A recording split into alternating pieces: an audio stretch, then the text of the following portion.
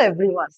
तो आज हम लोग सीडीएस एंड एनडीए का बहुत ही इम्पोर्टेंट क्वेश्चन देखेंगे जो आप पकड़ के रख सकते हो कि मतलब आना ही है। ठीक है, सीरीज एंड सीक्वेंस का मैं सीरीज एंड सीक्वेंस से धीरे धीरे करके एरिथमेटिक पार्ट में जाऊंगी। तो पहले कॉमन चैप्टर्स कर लेंगे and then eventually we shall go to the separate.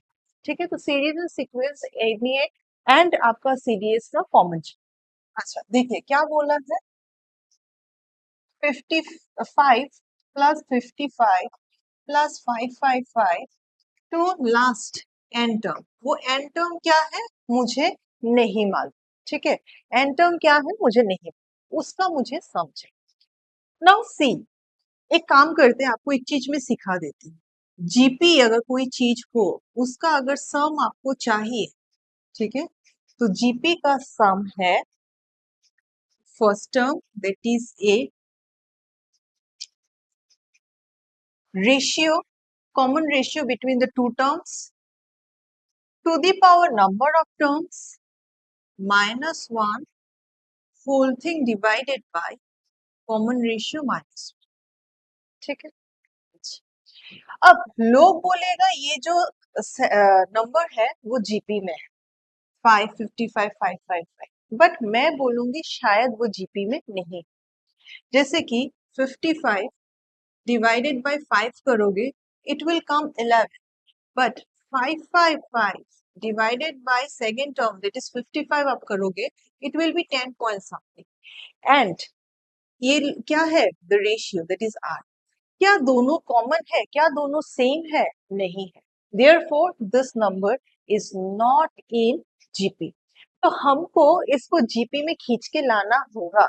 ऐसे वक्त पे व्हाट विल बी, देखो 5 प्लस 5 प्लस 555 सो इसको 5 कॉमन ले, 5 1 प्लस 11 प्लस 111 प्लस समझ में आ रहा है।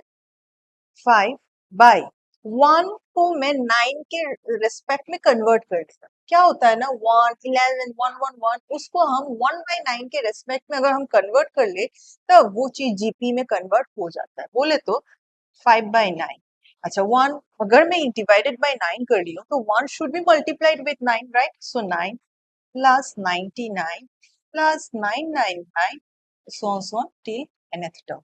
all right, ठीक है। now 5 by 9 constant है, this 9 can be written as 10 minus 1, this can be written as 100 minus 1, this can be written as 1000 minus 1 till nth term। समझ में आ रहा है। अब इसको सेपरेट आउट कर दो,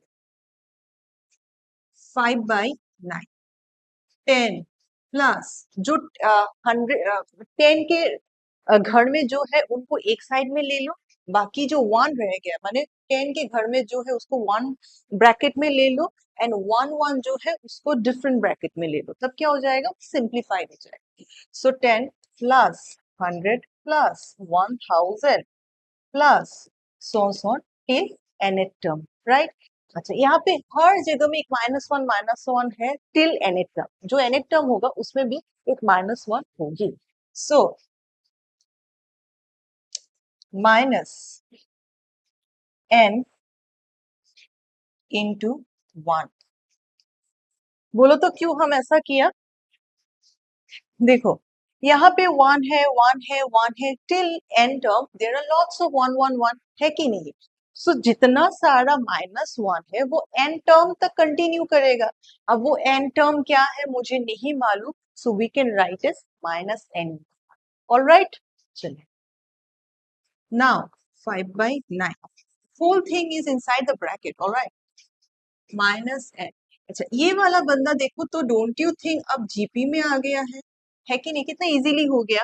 now first term is 10 into, इन दोनों को डिवाइड करने से r क्या मिलेगा, 10। r माने की common ratio 100 by 10 will be r that is 10। Vice versa इसको इसे डिवाइड करो तब भी r इज इक्वल टू 10। तार माने अब रेशियो जो है वो कॉमन हो गया and that is our ratio or difference or common ratio for the geometric progression, all right, okay।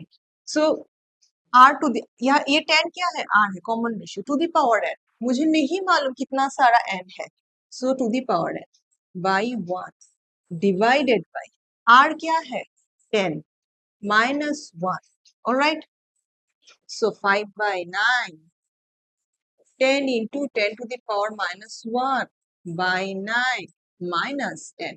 This is our final answer.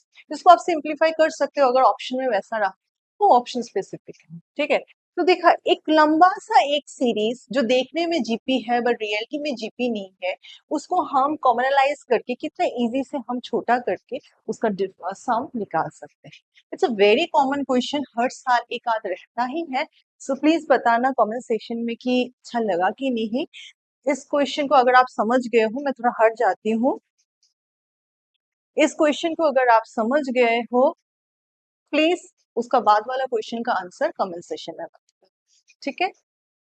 Late me show you the next slide. 9 plus 9 plus till the n term, इसका आपको सम मुझे बोल के comment section में बताइए।